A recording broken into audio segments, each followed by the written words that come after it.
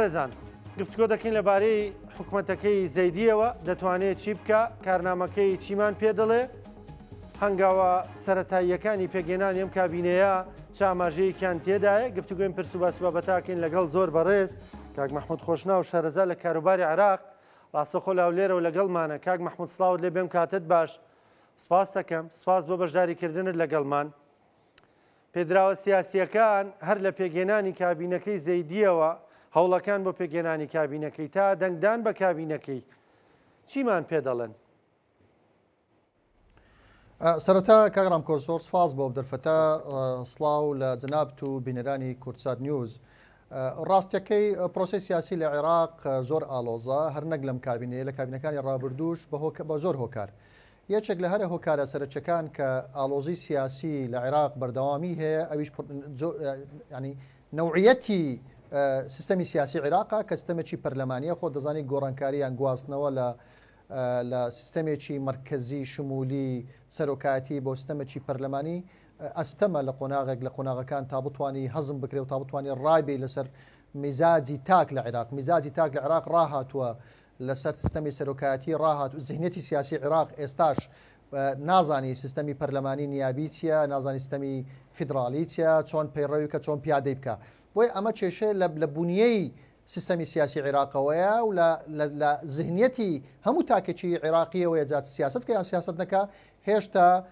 سۆز و ئارەزووی هەیە بگەڕێتەوە بۆ ئەم سیستەم مرکزیە شمولیەی کە لە حکومڕانی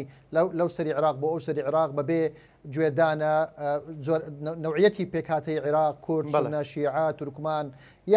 یان جیاوازی بیر و بۆچوونی سیاسیەوەی کە پێێتن تعدودێتی سیاسی یعنی هێشتا بەشێک لە تاچی عێراقی چ لە سیاست لە دەرەوەی سیاست پێی وایە تعدودی سیاسی کارێکی خراپە بۆ عێراق بۆی ڕاهاتن لەسەر سیستەمی سیاسی لە عێراق هێشتا نەگۆشتە ئەو ئاستەی کە جێی طموحی هەمومان بێ بێنەوە سەر کابینەی زەیدی و ئاڵنگارەکانی کە ڕوبەڕووی کابینەی زەیدی دەبێتەوە طبعا ئەم کابینەیە هاوشێوەی کابینەکانی ڕابردوو بەردەوام ئاڵنگارەکانی هاوبەشیان ئاڵنگاری هاوبەشیان هەیە یعنی من ناکرێ بڵێن ئەم کابینەیە جیاوازتر لە کابینەکانی ڕابردوو چونکە بەشێک لە لێکۆڵەرەوە سیاسیەکان هەمیشە باسییان لەوە کردووە کە ئەم کابینە جیاواز دەبێت لەگەڵ کابینەکەی تر کابینە لەگەڵ بەڵام نا من بە هیچ شتێکی جیاواز نبینم بە یەک میکانزم کار دەکەن بەرژەوەندیە سنترالیەکان لە بەرچاو دەگرن ڕاستە بەر لە پێکەدانی حکوومەتەکە پەیامی ئەرێنی دەنێرن پەیام بۆ کورد دەنێرن پەیام بۆ پێکاتەکانی تر دەنێرن بۆ ئەوەی بگەن بە پێکەنانی حکوومەت بەڵام دوای پێکەنانی حکوومەت بۆ هەموو لای عێراقیەکان یەک سیاسەتی ئاراستەکراوی مرکزیەت لە بەرچاوگرتنی بەرژەوەندیە ناوخۆیەکەی عێراق کە سنترالی بەغدایە و بەرژەوەندی هەرێماتەکان بۆ باسی بەرژەوەندی هەرێماتەکان دەکەم چونکە وڵاتانی هەرێماتی بە تایبەتی تورکیا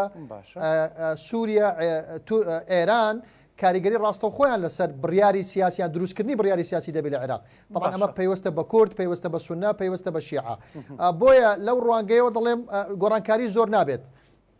کاک مەحموود ینی هەندێک شتت وت بۆ من مای تێبینی بوو هەوڵ دەدەم هەندێکیان دەکەین بە پرسیار لەم کابینەی زەیدیدا کاریگەریە هەرێمیەکان چەندن یعنی بۆ نمونە ئەگەر بڵین تورکیاوە تو ئاماژەت بە سووریاشکرد ئەمە خاڵێکی نوێ ینی لەو گۆڕانکارانەی لە ناوچەکاتۆ تا ئاراوە ئاماژەت بۆ کرد تورکیا سووریا ئێران دەزانین ساڵانێکی زۆرە کاریگەری ڕاستە و خۆیەیە کاریگەریەکەم جارە چۆنە ئایا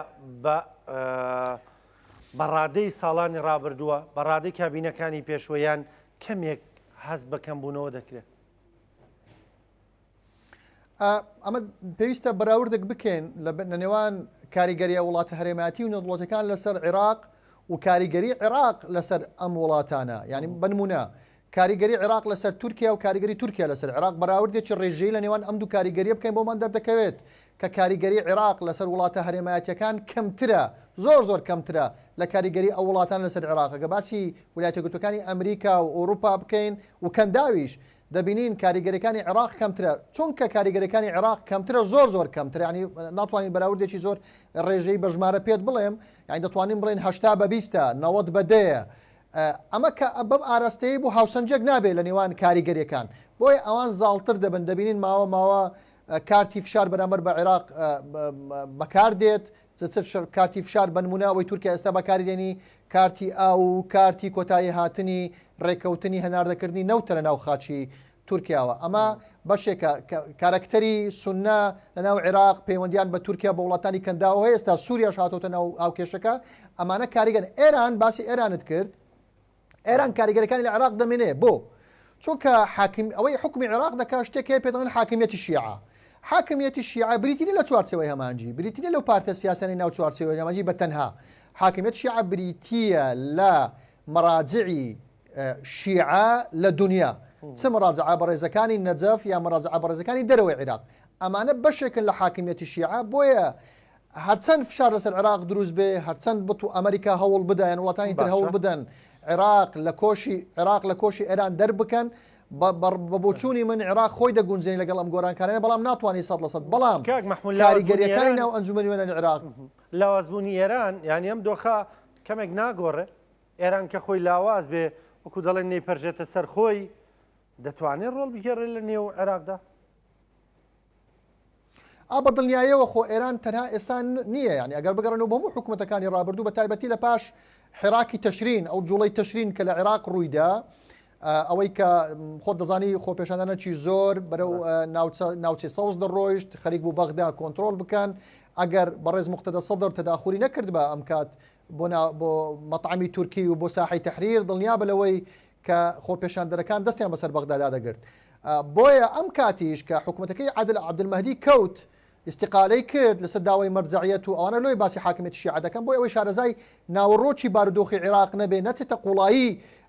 حکومڕانی عێراق بۆی دەرناکەوێت کە ئەم مەترسیانە یان ئاڵنگارەکان چۆنن و کۆکردنەوەی گرێکان چۆن دەبن بۆیە کە حکوومەتەکەی عەبدولمەهدی کەوت هاتن لەسەر ئەوەی کە چێ ڕاستپێرن بۆ پێکەنانی حکوومەتی عێراق دەستیان بە عەدنان زورفی کرد دوجار محەممەد تۆفیق عەلاوی دوجار یعنی بەو ئاراستە ڕۆشتن تا لەسەر کازمی ڕێککەوتن ئەو کاتیش ئێران و ئەمریکا بە دوو ئاراستەی جیاواز بیریان دەکردەوە بەڵام دوای ڕێککەوتن کاریگەرەکانی ئێران محلین لەسەر خاکن جیاوازن لە کاریگەرەکانی ئەمریکا کاریگەرەکانی ئەمریکا لە دەروی سنووری عێراقن پەیوەندی بە دۆلارەوەیە پەیوەندی بە داهاتی نەوتەوە هەیە بەڵام کاریگەرەکانی ئێران جیاوازترن لە کاریگەرەکانی ئەمریکا یعنی ئەداواتەکانیان جیاوازە ئامرازەکانیان جیاوازە کاریگەرەکانی ئێران وەکوی باسم کرد حاکمیەت شیعەیەک لە ئامرازەکانە ڕێژەی ناو ئەنجومەنی نوێنەری عێراق یەکێک لە ئامرازەکانە ڕێژەی ناو ئەنجومەنی وەزیرانی عێراق بۆ دەنگدان لەسەر هەر بڕگەیەک یان هەر بڕیارێک ئەوان ئامرازیان زیاترە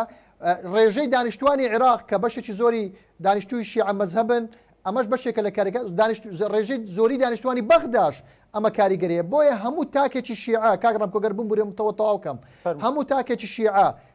مەدەنی و ئەلمانی بێ یان ئیسلامی بێ پەیوەندی بە پارتە سیاسەکانی چوارچێوەی هەمانجی هەبێ یان نەبێ کۆکە لەسەر ئەوەی کە پێویستە حاکمیەتی شیعی عێراق پارێزراو بێ و ناگەڕێنەوە بۆ 1400 ساڵ بەر لە ئێستا بۆیە ئەم ئاڵنگاریانە زۆرن لە ناو عێراق ئەمە ناتوانین لە بەرنامەیەک پێویستمان بە کاتێکی زۆرێ بەڵام ئەم حکوومەتەی ئێستا ینی بە بەرەبەرچاوگرتنی گۆڕانکاری هەرێمەتەکانەوە جەنابەت باست کرد ئەو زروفەی ئێران تاکە شوێن کە هەناسەی لێبدا عێراقە تاکە دەواازەیە کە لەو ناوچەیەدا هەبێ بۆی عێراقە بۆی ئێرانیش نایەوێ عێراق ببی بە پارێزگایەکی تری ئێران یعنی ئەم بیرکردنەوەیە لە دەرەوەی بۆکسە ئێران داوا ناکە عێراق ببی بە پارێزگایەک لە پارێزگاکانی ئێران وەکو تەهران بیرکاتەوە نه ئەم چونکە دەواازەیەکە بۆ ئەو شوێنێکی هەناسەدانی ئێرانە داوا دەکە عێراق خۆی بگونجێت لەگەڵ گۆرانکارەکان چ لەگەڵ ئەمریکا بێت چ لەگەڵ وڵاتانی ترەوە بێ بۆیە ئەگەر دیقەت بدەیت حکوومەتەکانی عێراق هەمیشە هەوڵی ئەویان داوە لەگەڵ کەندا و ڕێکەوتنیان باش بێ لەگەڵ تورکیا ڕێکەوتنیان باش بێ لەگەڵ ئەمریکا ئەم حکوومەتەی سوودانی بە تایبەت ئەگەر دەرفەت بدەیت ئەوەت بۆ باسکەم ئەم حکوومەتەی سوودانی دوو کۆنگرەی لە ڕێگای ڕێکخراوەکەەوە دوو کۆنگرەی وزەی لە بەغدا ئەنجام داوە کۆنگرەکان کۆمپانیای گەورەی جیهان هاتوون ئێکسۆمۆبیل شیفرۆن HKN تۆتالی فەڕەنسی BP بریتانی هاتوون لە عێراق گرێبەستیان وەرگرتووە کاریان وەرگرتووە ساڵێک بەر لە ئێستا هەر ئەم حکوومەتەی سوودانی 101 بزنزمانی ئەمریکی لەژێر ناوی ژووری بازرگانی یان بزنزمانانی ئەمریکا عێراق هاتن بۆ عێراق و 52 لەم 102 کاریان وەرگرت لە عێراق ئیشان وەرگرت لە عێراق دووبارە هەناردەکردنەوە نێوت یاریێمی کوردستان و پارێزگاریکردن لە بەرژەوەندەکانی ئەمریکا لە یاریێمی کوردستان ئەمە ئاماژە بوون ئەوە مانای چییە مانای ئەوەیە چوارچەوەی هەمانجی کە نمایندەی حاکمیەتی شیعە دەکا دەیەوێت کە وەکو دووکەوانە نزیکە لە ئێران ئەوانە دەیانەوێت خۆیان بگونجێن بۆیە ئێرانیش نایەوێت عێراق ببی بەشێک لە ئێران وەکو تاران بیرکاتەوە بەڵام بەرژەوەندەکانی ئێران لە عێراق دەپارێزی باشە ئێستا لە ئەم حکوومەتەی زەیدیدا ینی ئایا هەست دەکرێت جۆرێک لەوەی ئێران کەمێک جۆرێک لە کشانەوەی پێوە دیارە دەستنەرمکردنی پێوە دیارە لەگەڵ حکوومەتەکەدا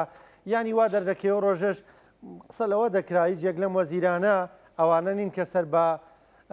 ئەو هێزانەی حەشدی شعبین کە لەلایەن ئەمریکاوە لە لیستی تیرۆردان یان وەکو دەڵێ ڤیتۆی ئەمریکایان لەسرە ئەم کابینەی زەیدی دەست نەرمکردنی ئێرانی پێوە دیارە؟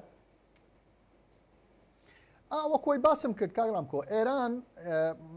نایەوێت بەغدا وەکو تاران بیرکاتەوە بەڵام بەغدا بەرژەوەندەکانی تاران لە ڕووی استراتیجیەوە دەپارێزی ئەمە ساغ بۆتەوە کاریگەریەکانی ئەمریکا و فشارەکانی ئەمریکا لەسەر گروپە چەکدارەکان هەیە و بەردەوامە گروپە چەکدارەکانی عێراقیش بوونەتە دوو بەش ئێستا بوونەتە سێ بەش بەشێکیان لەژێر ناونیشانی مقاومەی عێراقی ئەمانە بڕیاریان داوە کە بەشێک من لە مقاومە و ڕوبەڕووی بەرژەوەندەکانی ئەمریکا و ئیسرائیل بوونەوە لە ناوچەکە ئەمانە وەکو تاران بیر دەکەنەوە بەشێکی تریشیان کە ئەمە بەشێک لە چوارچێوەی حەشدی شعبین طبعا حەشدی شعبی لەگە مقاومەی ئیسلامی دوشتی جیاوازن ئێستا لە ناو کوردستان و لە میدیاکانی مەها دەڵێن گروپە چەکدارەکان پێیان وایە هەموو یەکە و حەشدی شعبیە وانە گروپە چەکدارەکان شتێکن و حەشدی شعبی شتێکترە حەشدی شعبی دامەزراوەیەکی فەرمی یاسایی هەیە و لە عێراق فشاریان زۆر لەسرە بەڵام خۆیان دەگونجێنن لەگەڵ بەرژەوەندەکانی عێراق و هەوڵ دەدەن ببیننەوە وەکو دامەزراوەیەکی چەکداری لە عێراق بەڵام لەژێر فەرماندەی گشتی هێزە چەکدارەکان گروپیشتر هەن تازە پەیدا بوون ئەم گروپانە لەگەڵ ئەوەن چەکەکانیان تەسلیمکەن چەکە قورسەکانیان بدەن بە عێراق و بچنە ناو پرۆسەی سیاسی و لە ناو ئەنجومەنی یونانی عێراق و ئەنجومەنی وەزیران ڕۆڵ ببینن بەڵام لە ڕووی استراتیجیەوە بە هەمان ئاراستەی سیاسیەوە کار دەکەن بەڵام لە دەرەوەی هێزی چەکدار ئەمریکا نازانی لەگەڵ کام گروپ مامەڵە بکە بۆیە ئەمریکا ئێستا دەیەوێت پشتیوانی حکوومەتی عێراق بکات چونکە ئەمریکا داواکارەکانی ئەمریکا چێ داواکارەکانی ئەمریکای داوا کردەوە بەرخودی حاکمیت شیعەم داواکارن خازن حاکم زێدان ئەگەر بمبوری ئەوە بۆ تەواوکەم بەس ئەوە بۆ تەواوکەم کاک دادوەر کاک ڕامکۆ دادوەر فایق زێدان کە ئێستا بە عەرابی مەطبەخی سیاسی عێراقی ناسراوە کە کابرایەکی بەڕێزە شارەزایە بەتوانم بڵێم ئەم بربەستانەی هەموو تێکشکاندوە خۆی داوای ڕێخستنەوەی هێزی چەکداری عێراق کردوانێک کە لە دەروەی منزومەی ڕسمین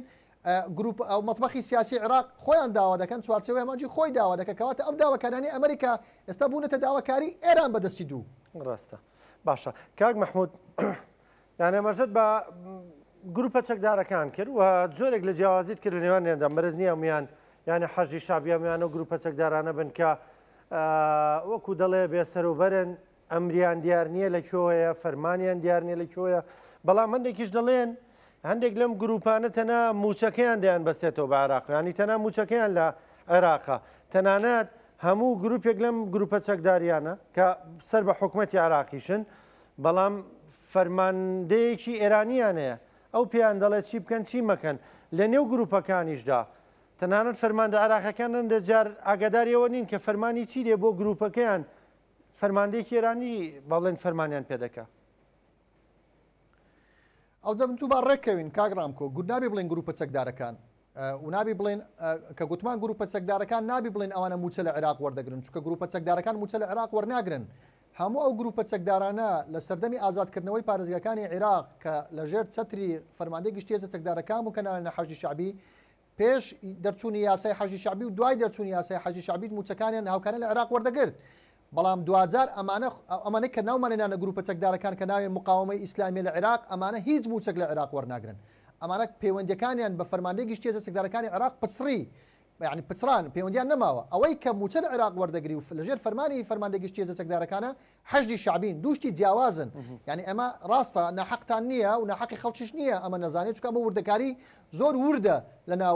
لەناو پرۆسەی سەربازی گروپە چەکدارانە خۆیان سەرچاوی داهاتی خۆیان هەیە یاخود لە وڵاتێکی دیکە و پاریان پێدەدرێ منە مەفتێ لەگەڵ توێژەرێکی سیاسیانی گفتوگوی ئەم بابەتەمان زۆر کرد ورد و دقیق ئەو ئاماژەی بۆ کرندێک لەم گروپە چەکدارانە تەنها موچەکانیان دایان بەستێتەوە بە عێراقەوە و هەموو هەرێک لەم گروپانە فەرماندەیەکی ئێرانیشیان هەیە کە زۆر زار فەرماندە عێراقیەکە یعنی هەر ئاگای لێ نییە فەرمانیان لەکوێوە بۆهاتوو بۆ گروپەکەی دواتر دەردەکەوێت کە فەرماندە ئێرانیەکە فەرمانی پێکردون کاگرام کۆ گروپە چەکدارانە یعنی زۆر جار ناکۆکن لەگەڵ حکوومەتی اتحادی زۆر جار لەگەڵ حکوومەتی فیدرال بەرکەوتیان هەیە ینی نمونەت بینی ئەمەی کوشتتوکاڵی بەغدا کوشتتوکاڵی کەرخ کە بەشێکیان ئەوانەی وەکوی باسم کرد مقاومەی ئیسلامی بەشێکن و هەندێک ئەوان فەوج و لیوایان هەیە لە ناو حەشدی شعبی ئەوانە جیاوازن ینی ئەوانەی کە ئەم کارەیان کرد ئەوەی فەرمانگەی کوشتتوکاڵی کەرخ و دوجارش حکمی سێدەردانی بۆ دەرچوو ئەمانە بەشێشترن بەرژەوەندەکانی خوان لە چوارچێوەی دامەزراوەیەکی فەرمی دەپارێزن بەڵام ئەمن باسی دەستەواژەیەک دەکەم کە مقاومەی ئیسلامیە باشتیان بە حکوومەتی عراقیەوە نییە بە فەرماندەی ئێرانیەوە هەیە ئەگەر ئەوە فەرماندەی ئێرانیەوە هەیە ئێخوان ئەوان نیان شاردۆتەوە ئەوان باوەڕێن بە ویلایەتی فەقیه هەیە باوەڕێن بە ویلایەتی فەقیه هەیە کە باوەڕێن بە ویلایەتی فەقیه هەبوو ئەوانە کاکڕامکۆ گەڕم بورەمت بۆ باسکەم ئەوانە تەقلید و مەراجعیان هەیە یعنی بەڕێز خوالی خۆش بوو ئایەت الله خامنەئی علی خامنەئی یعنی خۆ ئەم يعني مرجعي زوريني فرماندەکانی ناو عێراقەوە بوون لە ڕووی دینیەوە لە ڕووی شەرعیەوە لە حاکمیەتی شیعە مرجع بڕیاری سیاسیە بڕیاری دینیە بڕیاری شەرعیە بڕیاری کۆمەڵایەتیە بۆی ئەوان يعني سروشتی پێکهاتەی مەذهبەکە وایە يعني ئەوان ناتوانن لە بڕیاری مەرجعەکە خۆیان دەرچن چونکە فتوایان فتوای کۆمەڵایەتیان فتوای ژیانیان فتوای شەرعیان فتوای سیاسیش ئەمە وەکو فتوای شەرعی بەڵام وەکو فتوای سیاسی وەکو فتوای سەربازی ئەمە دەزانین پێشتر دوای پرۆسی ئازادی عێراق بەشێکی زۆر لەم گروپانە لەژێر فەرماندەی قاسم سلێمانی دابوون ئەو فەرمانی پێدەکردن چی بکەن و چی مەکەن تا ئەو لە پرۆسەیەکی هێزەکانی ئەمریکادا کوژرا لەگەڵ مادی مهندسدا ئەمومان دەزانین پرۆسەکە چۆن بوو بەرحەڵ ینی قسەکەی من لەسەر ئەوەیە ینی ئایم گروپە چەکدارانی کە درۆن تێدەگرن و بەیاننامەش دەردەکەن و ینی خۆیان ناساندووە ئەمانە سەر بە فەوج و لیواکانی حەشدی شعبی نین خۆیان ناوی فەوجەکانی خۆیان دەنووسن ناوی لیواکانی خۆیان دەنووسن فەرماندەکانیان دیارە فەرماندە عێراقیەکانیان هەڵبەتە نەنا ئێستا نمونە بۆ باز دەکەم مەسەن ئەصحاب الکەهف و ئەولیا ئەدەمیان هەیە باش دوو گروپیان هەیە کاوانە زۆر چاڵاکیان هەیە ئەولیا ئەدەم و ئەصحاب الکەهف ئەوانە دوو گروپی چەکداری مقاومەی ئیسلامی عێراقن کەس نازانی چێن ینی ناونیشانیان دیار نییە نە ناونیشانیان دیارە نە بارەگایان دیارە نە شوێنی چاڵاکیان دیارە نە تەمویلیان دیارە نە ئاراستەکردنیان دیارە بەڵام کە تائیبیت کەش هەیە خۆی گونجاندووە لەگەڵ حەشدی شعبی ژمارە هەیە مەسەن لیوای 55 لیوای سی لیوای ئەوەندە لیوای ئەنی ژمارەیان هەیە کاک مەحموود ئەم گروپانەی کە ئایدۆلۆژیەوە لێک نزیکن لە ڕووی ئایدۆلۆژیەوە لێک نزیکن لە ڕووی ئایدۆلۆژی و ئاراستەکردنی حەزەکانیان لێک نزیکن بەڵام دووشتی جیاوازن یعنی ناڵم دامەزراوە بەڵام دوو شوێنی جیاوازن کەس نازانی ئەوان لە چێ چاڵاکی دەکەن تێکەڵ کێشێک هەیە لۆی گوتم شتێکی زۆر ئالۆزە ینی لەناو ئێرانیش ئالۆزە بالمناسبە ینی هەتا بڕۆ ناو سیستەمی سیاسی ئێران ئەم شتە زۆر ئالۆزە بەڵام کاریگەریان لە عێراق هەیە لە نینەوە تا دەگەی بە بەسڕا هەندێک دەڵێن ئەم ناوانە خۆیان دروستیان کردووە ئەگەرنا هەر گروپەکانی دیکەن هەر حەزبوڵای عێراقیە هەر نوجەبایە و سەیدی شوادای ئەو گروپانی ترکە دەیان بینین و دەیان ناسین و یانیان دەڵێن هەرم گروپانن بەڵام ناوی دیکەیان بە خۆیان دروست کردووە ئەصحاب الکەهف و ئەصحاب الدەم و ناوی دیکە ناوی جۆر بە جۆر ینی هەر دەڵێن هەر و گروپانی دیکەن بەڵام لەبەرەوەوانە جۆرێک لە پابندی موچە و نەسریە و ئالیات و بابەتانیان هەیە لە حەشدی شعبیەوە بەڵام بە ناوی دیکەەوە چالاکیەکانیان ئەنجام دەدەن ئەوەکە تەکەهونە ینی سیناریۆیەکە بەشێک نزیکە لە ڕاستی بەڵام ساغ نەبووتەوە یعنی قسە زۆر لەسەر ئەم بابەتە دەکرێت بەڵام ئەوە لەسەرم تو تێپەڕی لەسەر ئەمریکا تێدەپەڕی ئەمە لەسەر دامەزراوە ئەمریکانی دنیا تێدەپەڕی ئەو با لەسەر و تێپەڕی لەسەر کۆمەڵە خەڵکی بەسەر ئەوان تێناپەڕی ئەوانی زۆر ئاڵۆزن بۆیە بە دەلیلی ئەوەی ئەمریکا لە شەڕی چ ڕۆژە دەیان جار داوای کردووە هەر کەسێک زانیاریمان بداتێ لەسەر ئەم لایەنانەی کە بەرژەوەندەکانی ئەمریکا بە ئامانج دەگرن ئێمە 10 میلیۆن دلاری دەدەینێ ئەومان ئاماژەی چی ئەمانەی چی ئەمەمانەی ئەوەیە ئەمریکا نازانی ئەمانە لە کوێن و چین خۆ ئەمریکا دەزانی پێکاتی حەشدی شعبی چیە دەزوانی پێکاتی نوجەبا سەید شوهەدا حزب الله کەتائیب ئیمامی عەلی خۆ ئەمریکا ئەوانە زەینەبیون فاتمیون ئەمریکا دەزانی پێکاتی ئەمانە چێن و لە چێن و چیەکەن و لە چێ پارەوەرەگرن و چۆن تەمبیل ئەکرێن ئەمانە ئەزانی و داوا لە عێراق ئەیدا بەوان بەڵام ئەی ئەمریکا بۆ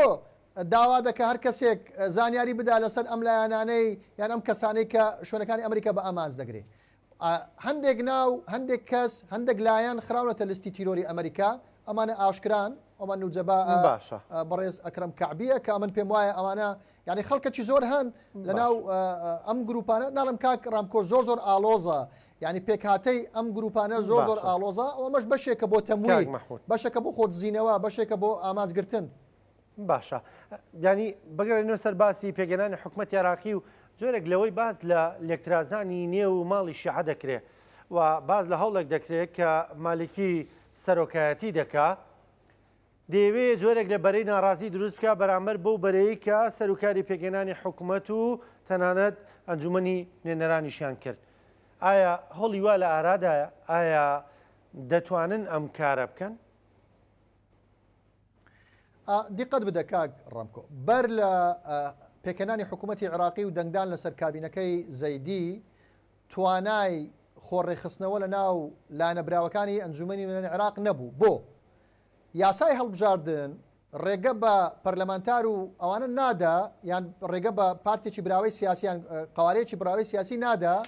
کە لە پەرلەمان بوو بۆ ئەندامی پەرلەمان و ناو پەرلەمان تۆمار کراوە بچی بۆ لایەنێکتر ینی خۆڕێخستنەوە ڕێگە پێدراونی نەبە پێ یاسای هەڵبژاردن تا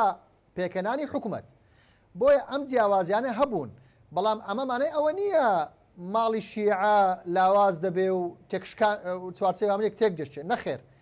کوتلەی نیابی گەورەترین کوتلەی پەرلەمانی کە بەپێی مادەی 76 نوێنەرەکەی ڕادەست پێدرێ بۆ پێکەنانی سەرۆکی حکوومەت کۆتایی هات. ئەمە تا ئێستا کۆتایی هات. ئەم کوتلەیە تۆمار کرا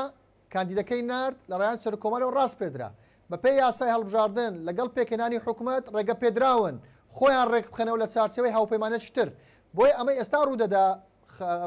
فەیاز عامری نوری مالکی ئەسەدی ئەمانە کە خۆیان ڕێک دەخەنەوە لە چوارچەوەی هاوپەیمانێکتر بەڵام ئەوان قەراریان داوەوە پێ بە زانیاریەکانی من تا ئێستا لە چوارچەوەی هەماهەنگی دەمێننەوە بەڵام خۆیان ڕێک دەخەنەوە لە ڕێژەی کوتلەیەکی تر کە ناوێنایە کوتلە بەهێزەکان تحالف الأقوياء تحالف الأقوياء لۆی ئەوان ئەو ناویان لە خۆناوە بەڵام هێشتا ژمارەکەی ئازاد ئەوە خۆڕێخستنەوەیە کە هاوپەیمانەتی گەشە پێدانی بەڕێز سوودانیش لە چەند کوتلەیەک پێکاتوە بەڵام ئەوان نەیان دەتوانین شقاق بکەن لەم کوتلەیە بۆ دوو هۆکار. هۆکاری یەکەم لە ڕووی یاسایەوە ڕێگە پێدراو نەبوون یاسای هەڵبژاردن تا پێکەنانی حکوومەت. هۆکاری دووەم نەیان دەویست چوارچەوەی هەمانجی وەکو گەورەترین فراکسیۆنی پەرلەمانی تێک بشێندرێ و بکەوێتە ژێر پرسیار ئایا ئەم کوتلە پەرلەمانیە کە زۆرنەی پەرلەمانیە چێە تا سەرۆکۆمار کاندیدەکەی ڕاستپێری. بۆی ئەوان شتێکم بۆ باس کردی لەسەر تا قسەکانم حاکمیەتی شیعە پارێزگاریکردن لە حاکمیەتی شیعە ئەوان ناکۆکن بەڕژەوەندیان جیاوازە لە تێگەیشتنیان بۆ عێراق جیاوازە بەڵام لەسەر یەکشت کۆکن پارێزگاریکردن لە حاکمیەتی شیعە کە ڕاستپاردنی کەسێک بۆ سەرۆکاتی حکوومەت یەکێکە لە بنەمەکانی پارێزگاریکردن لە حاکمیەتی شیعە. بۆیە ئەمان مخەیر نین یعنی بنمونە هەموو ئەوانەی کە ئێستا دەیانەوە خۆیان ڕێخەنەوە ناو چوارچێوەمانجی ئازاد نین لەوەی ببن بە هەڕەشەیەک لەسەر حاکمیەتی شیعە و ناشتوانن ببن بەم هەڕەشەیە و خۆشیان نایکەن چونکە ئەوان خۆیان لە ناو دەچن پێیان وایە ئەگەر ئەم حاکمیەتە تێک بشێندرێ پێش هەموو کەس خۆیان زەرمەند دەبن. بۆیە شتێک هەیە کە هێلی گشتیە دەیپارێزن بەڵام ئەمەی ئێستا دەکەن خۆڕێخستنەوەیە لە چوارچەوەی حاکمیەتی شیعە. باشە کەواتە هەم حکوومەتەکە ئەنجومەنی نوێنەرانیش پارێزاو دەبێت چونکە زۆر ینی باوا بڵێن داخیان لە هەیبەت حەلبوسیە دەڵێن ڕەنگەی امزا کۆ بکەینەوە بۆ لابردننی ینی پێدوایم کاراروە بە ئاسام چێتە سەر لە کاتێکدا دەبینینم بۆ ئەنجومەنی نوێنەرانم بۆ سەرۆکی حکوومەتیش ینی پشتیوانیەکی ئەم نێودەوڵەتی هەم ناوچەیی فراوان هەیە. من پێم وانە ئەوان بێن دەست بۆ سەرۆکی حکوومەت ببن و کابینەکەی ببن ئەگەر دیقەت بدەیت لە 23 وەزارەت هەوڵی ئەویاندا بە خێرایی 14 وەزارەت تێپەڕێنن ینی هەوڵی ئەویاندا جگە لە وەزارەتی کەمینەکانیش ینی پێکاتەکانیش هەوڵیاندا لە پشتی کورد سونە شیعە بە خێرایی تێپەڕێنن و پێکاتەکانیش تێپەڕێنن بۆ ئەوەی ینی ئەم ڕێژەی یاسایە تەواوکەن و لە وەختی خۆی نەکەونە ژێر تەفسیری مادەی 76 2000 سەرۆکۆمار دوای ڕاستپاردنی یەکەم بۆ ڕاستپاردنی دووەم ئەگەر زەیدی شکستینە چێ ڕاستپێری تەجروبەی 2019 دووبارە نەکەنەوە. بۆیە ئەوان بە خێرایی حکوومەتەکان بە ڕێژەیەکی کەمتر لەو ڕێژە وەزاریە تێپەڕان نیسابەکەی بوو تیان پەڕان. بۆی ئەوان نایەن دەست بۆ تێکشکانی حکوومەتەکە بن لەژێر هیچ بارێک چکە پێیان وایە دووبارە ئەم حکوومەتە ناتوانێت دروست ببێتەوە بە دڵی ئەوان دينا وسط أنجومني اليوناني العراق أنجومني اليوناني العراق هيبة حلبوسي سياستي محمد حلبوسي زي بزدك محمد حلبوسي بافل طالباني محمد شياع سوداني قيس خزعلي عمار حكيم بشكل الصقوري شيعة أنا كان استبخ خيال دانا أنا مهندس شان لبير كام أما أنا مطبخي سياسي هالبجارني سرو كومار تابي كناني حكومة يعني هالبجارني سرو أنجمني من العراق دو جيجركي هالبجارني سرو كومار وبيكناني حكومة أما أنا مطبخ سياسيا بويا راستا راي جیاواز هەیە بەتابەتی ناو دەوڵەتی یاسا دژ بە هەیبەت حەلبوسی چونکە وەزیرەکانیان تێنەپەڕێنرا لە ناو ئەنجومەنی یۆنانی عێراق عەزم مثەنە سامەڕایی وەزیرەکانی تێنەپەڕێنرا ناو ئەنجومەنی یۆنانی عێراق ئەمە تێبینێ لای ئەوان هەوڵ ئەدەن فشار دروستکەن بەڵام کەی ئەو مەطبەخە سیاسی باسم کرد تێکشکێنرا هەڵوەشایەوە ئەو کات دەتوانن دەست بۆ هەیبەت حەلبوسی بن بەڵام تا ئێستا تا ئەم دقەی ناتوان باست لە ئەو مەطبەخە سیاسیە کرد عەزمیش بۆ خۆر بەشێک بوو لەوە پێشتر بەڵام ئەو ڕۆژە بەڕاستی تۆزێک سوپرایز بوو بۆیان وەزیرەکانیان هەڵنەبژێرا چونکە ئەو ڕۆژەی کە وەزیرەکانیان هەڵنەبژێرا بە 2 ساعات بەر لەوە مانی سەرکردەیەک لە ڕەوتی عەزم لە بەرنامەی پرسی ڕۆژ لێرە گفتوگۆمان کرد ئەو هیوایەوەی خواست کە پرۆسەکە بە سەرکەوتووی بەڕێوە بچێ و زۆر پشتیوانی ڕەوتەکەیانی بۆ زەیدی دووپات کردەوە بەڵام دوایی چی ڕوویدا ئەویان نازانین بە سەعاتێک دواتر چی ڕوویداوایان نازانین بەڵام ئەوی ژەر بۆ خۆی بەشێکە لە مەطبەخی سیاسی کەواتە ماکەم بە دواپرسیارم ئەکرێ ئێستا بڵێن ئەم جیلە کە بە جیلی سێمی سیاسیەکانی عێراق دەناسرێن ئەمان ئێستا سیاسەتی عێراقی دیاری دەکەن؟ ئەو قسەیە زۆر دەکرێت کە ئەمانە جیلی تازان و ئیزاحەی جیلیە و باوەڕیان بە سوقوڕی عەمەلی سیاسی نییە و من وای نابینم من وای دەبینم کە ئەمە خۆ گونجاندن لەگەڵ گۆڕانکاری هەرێماتی نەوڵەتەکان و ئاڵنگاریان لە ناو عێراق کە ڕوبەڕووی سیستەمی سیاسی عێراق بۆتەوە و خەریک بوو سیستەمەکە بڕوخێنی یان سیستەمی ئەو سیستەمە سیاسیە لاواز بکات لە ناو هاوڵاتیان چونکە ئەمان لە هەموو هەڵبژاردنەکان تووشی شکست دەبوون بەڵام ئەگەر دیقەت بدەیت لەم دوایین هەڵبژاردننی ئەنجومەنی عێراق صادقون کە کوتلەکەی قەیس خەزعەلی ژمارەکانی زیادی کرد عەمار حەکیم لە 2 کورسیەوە کە هاوپەیمانی قیوەی دەولەیە زیادی کرد يعني ئەمان بەڵام ئەوانتر کەمیان کردەوە نوری مالکی بەو هەموو قەبارەی خۆیەوە ڕێژەی پەرلەمانی کەمی کرد ئەمە پەیوەندی بە مەطبەخە سیاسیەکەەوە نییە پەیوەندی بە قورسایی ئەوانەوەی لە ناو بنکە جەماوەریەکانی خۆیانەوە ئەوان بە دوای ئەوە دەگەڕێن چۆن حکوومەتێکی سیاسی یان گروپێکی سیاسی عێراق بتوانیت جڵەوی جەماوەری شیعە لە عێراق کۆنتترۆل بکە سونەکانیش ئەگە دیقەت بدەیت حەلبوسی لە جڵەوە سیاسەکانی لە پارێزگا سونیەکان کۆنتترۆلی شەقامەکانی کردووە هەموو ئەوانەی کە دژ بەو بوون کۆتاییان پێات لە پرۆسی سیاسی بۆیە ئەمە سراع و ململانەیەکە نەک لە نێوان جیلی کۆن و نوێ سراع و ململانەیەکە ئەگەوە دروستتر لەوەی کە بڵێن جیلی کۆن و نوێ ململانەیەکە لە نێوان دوو ئاراستە ئاراستەیەکیان باش تێگەیشتووە کە شەقامی عێراقی چی دەوێت و ئاراستەیەکیان بە شێوەی تەقلیدی بیر لە ئەوە دەکات و باسی دانیشتنی ئەنجومەنی یۆنانی عێراق و عەزمت کرد تو دەزانی بەر لە 72 ساعت بەر لە دانیشتەکە یعنی 24 ساعت بەر لە بڵاوکردنەوەی بەرنامەی کار هەموو گروپەکانی واتساپ هەموو گروپەکانی تەلگرام هەموو منبەرە ئیعلامیەکان هەموو کەساتی قسەکان وەکو هەڕەشە باسییان لە بڵاوکردنەوەی ئەو ناوانە دەکرد کە ئامادەی دانیشتنی هەڵبژاردننی سەر کۆمار نابن بۆچی بۆ ئەوە لە هەمان کات باسی جێگیرکردنی گرێبەستەکان و فەرمانبەرە گرێبەستەکانیان دەکرد باسی مەترسی نەمانی بودجە و موچەیان دەکرد بەهۆی ئالۆزەکانی هورمز ئەم حکوومەتی تازە نەبێ ناتوانێت ئەمە چارەسەر بکە بۆیە مەترسی دەکەوتە سەر موچە بۆیە دەرونی خەڵک ڕای گشتی دژی هەر کەسێک بوو کە نەچێتە ناو کۆبنەوەی